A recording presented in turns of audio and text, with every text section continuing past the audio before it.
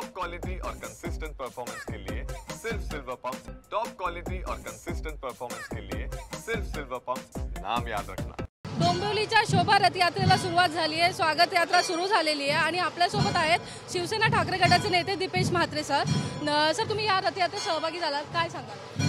गेल्या 27 वर्षापासून डोंबिवलीमध्ये या शोभायात्रेला सुरुवात झाली आणि आपण बघत असाल तर पारंपरिक वेशभूषेमध्ये आज सर्व नागरिक या शोभायात्रेमध्ये सहभागी झाले। डोंबिवलीची शोभायात्रेचं वैशिष्ट्य असं आहे की या डोंबिवलीच्या शोभायात्रेने एक उदाहरण घालून दिलं महाराष्ट्रासमोर आणि जगासमोर।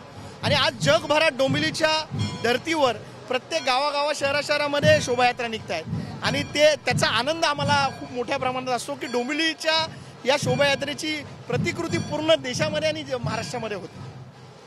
आज गुढीपाडव्याचा सण आहे, दिवस छान आहे, 99 वर्षाची सुरुवात झाली आहे, पण काही राजकीय प्रश्न आहेत, म्हणजे की जसं मराठी भाषेला अभिजात भाषेचा दर्जा मिळाला आहे तरीही अजून अनेक ठिकाणी मराठी भाषेवरून वाद होतात, मराठी आणि इतर असे वाद होत आहेत, तर त्याबद्दल काय सांगाल? मराठी भाषेला अभिजात दर्जा मिळाला असला तरी मराठी भाषेला जो सन्मान मिळाला पाहिजे तो या महाराष्ट्रात सरकारने टिकवला पाहिजे।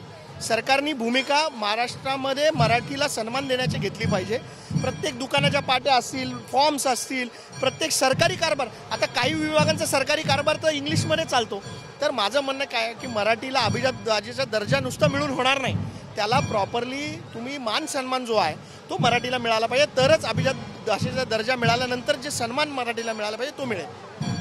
आणि आणखी एक डोंबिवलीचा मुद्दा आहे तो म्हणजे 65 बिल्डिंग्सचा, तर तो मुद्दा कशा पद्धतीने सॉल्व्ह करणार? 65 इमारतींचा विषय आपण बघितला असेल तर विधानसभेमध्ये देवेंद्र फडणवीस साहेबांनी देखील याच्यावर भूमिका घेतली आणि या भूमिकेनंतर आज त्या 65 इमारतीतील बिल्डिंगमधल्या लोकांना दिलासा मिळालेला आहे, परंतु हा दिलासा तात्पुरत्या स्वरूपाचा आहे, त्याला परमनंट काहीतरी सोल्युशन मिळावं राज्य सरकारकडे, अशी आमची भूमिका आहे। तुमचा लढा चालूच राहणार? तुमचा लढा सुरू राहणार, ज्यांनी लोकांची फसवणूक केली त्यांच्या विरोधात हा लढा सुरू राहणार। कॅमेरामन गणेश रहाटेसह भाग्यश्री देशपांडे, TV9 मराठी, डोंबिवली।